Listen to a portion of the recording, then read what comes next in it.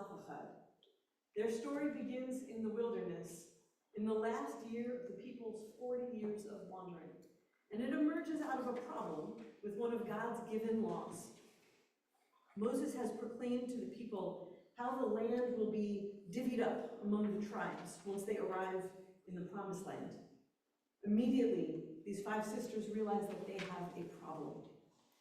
As the plan was explained, they realize that because they have no father and no husbands, they will be assigned no portion of land, and they will have nowhere to live. The law itself was flawed. It didn't include someone in their situation, and so their need is quite urgent. This is the moment when we meet them in Torah. The women come to the Ohel Moed, the meeting place in the wilderness where disputes and challenges are heard. They've come to speak their case to Moses, Eleazar the priest, and the chieftains. Vatikravna benot Tzalafachad. The daughters of Tzalafachad stepped forward. Avinu met bamidbar, they begin. Our father died in the wilderness. Uvanim lo hayulo, and he left no sons. Why should our father's name be lost to his clan just because he had no son? Tanan lanu achuzah. Give us a holding among our father's kinsmen. Which is to say, let us inherit land and have a place to live among our own family in our father's name. It is an unbelievably powerful moment, a poignant moment, a radical moment, in which a group of people who otherwise would not have authority organize themselves to make their case.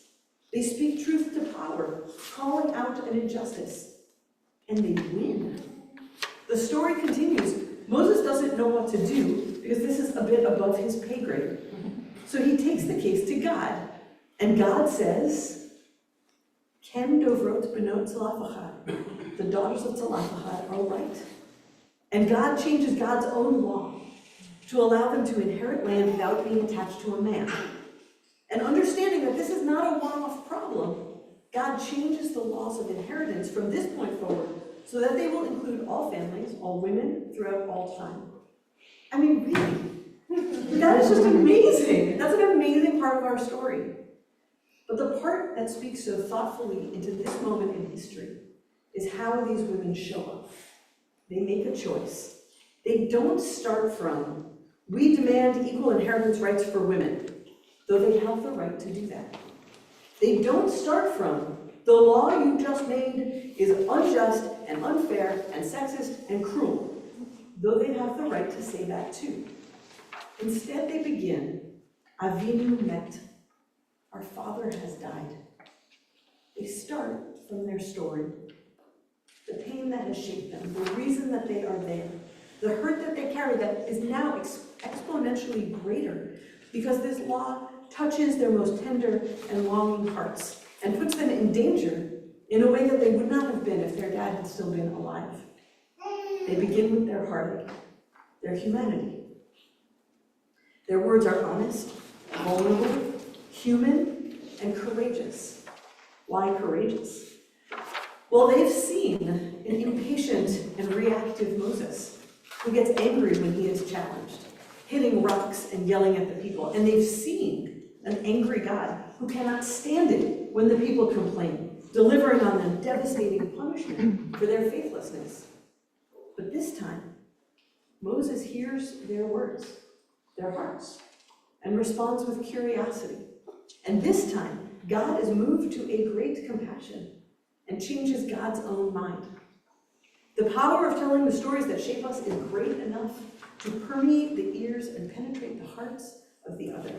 Powerful enough to allow a person to be seen as a human being and not as an enemy. And I believe that today, this is among the greatest wisdom we can mine from this episode in Torah. Political conversations today split into blues and reds, conversations about what is just, what is compassionate, who is on the right side of history. It's also very hot right now. Not only is it difficult to have conversations across lines of political difference, but it is incredibly rare, which means that we are mostly out of practice with conflict and disagreement. So often these conversations happen in the theoretical, Like when I argue with people I disagree with, when I'm on a run, when it's just me and my own head, and I'm so sure that I am right, and I usually win. Usually. Or the conversation happens when we scroll through social media and we see a detestable post from someone whose opinion or political stance we find abhorrent. That is not a conversation. Or when encountering someone of a different political position, we often speak right past each other, assuming that we know them, rarely pausing to get curious about how they came to their belief. It's terrible for our blood pressure, our sense of hope, and most of all, our sense of humanity. It breaks our ability to see people as people. And there is a trajectory here. Somewhere down the line, we become a country that is broken beyond repair. States carved up into the people we are willing to see as people, and those we can only see as enemy. It is not a future of a world we dream of greater compassion and kindness, or even justice, and certainly not of empathy. But Tzlach Echad's daughters put a map in our hand to find a way forward. Avinu met bamidbar, they begin. See, our dad died, and we miss him so much. He used to protect us and provide for us. He taught us how to hike and how to hunt. He taught us to speak up when something wasn't right, how to get our needs met, how to take care of each other and our neighbors. And now he's gone, and we feel lost. And this law about how everyone will get land, this law that seems to you to work because it works for you, it doesn't work for us, and we are in pain. There's got to be another way forward that works for both of us. You have a family, Moses, right? You can imagine what this is like. An opening, a beginning, a possibility that breaks through the noise. So a couple of weeks ago, I was with the CBE climate team outside of Citibank headquarters in Manhattan. And we were there to remind Citibank that they need to live up to the commitments that they made to transition from fossil fuels in the 2015 Paris Accords. And we had our signs, and we had blocked the doors, and we had chanted our chants. And as you might imagine, the employees who wanted to get to work were feeling pretty frustrated by this, which is pretty understandable. So at one point, one of the employees started yelling some really nasty things at one of the protesters, trying to physically push past her, calling her degrading names. And in response, she began to speak. She said, "I'm here because I have a 4-year-old grandson who has asthma. I'm 70 years old. I have osteoporosis. I'm not well. I didn't think I'd be spending my retirement like this. I don't want to be here, but my grandson needs me to be here. So here I am." And the man fell quiet, and he stepped back, and those around him stopped pushing. And they probably didn't suddenly switch opinions, but their empathy grew. A spark of humanity emerged from the heat, and it offered just a beginning, an opening, a possibility to change the story, to see each other again as people and not as the enemy, a stance that doesn't serve any of us if we hold onto a vision of what a better world could look like for all of us. I was also called a lot of different things that morning. One man yelled at me, "Get a job." Among a lot of other less nice things. And it permeated me, I realized later. Because the truth is, besides the fact that I have a job, is that I was there because I actually have a lot of love for this person and for his children. That's why I was there in the first place.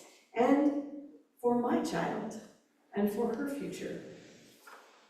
And I wish I had found a way to say that to him in hindsight. And I'm going to try to say it next time. And in some part of the multiverse, I will ask him who he cares about and who he's trying to protect through his actions and choices. And I will listen, and I will try to see him too. That is the version of the present that leads to the version of the future most beautiful. Avinu met bamidbar. I'm here because I have a 4-year-old grandson. Mine starts with, I have a 7-year-old daughter. How does your story begin? What are the first words that you will say? The story that shapes you and makes you show up for the things that matter to you, to try to take care of the people that you love. And I don't mean to be naive here. This could be some of the hardest work that we do in the next months and years. The election and what comes after is going to be rough, and at times bathed in divisiveness and fear.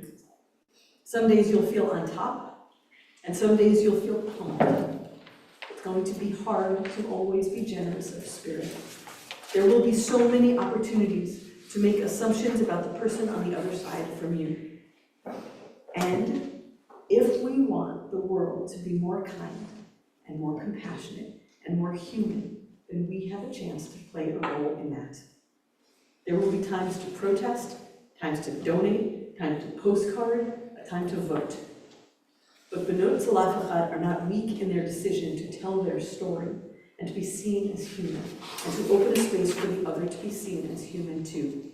They are ever so much stronger and much more effective in building the world that they want to live in. The first word of their story is often overlooked, but it is the first taste of their teaching. Vatikravna, and they stepped forward. The root karav means to draw near.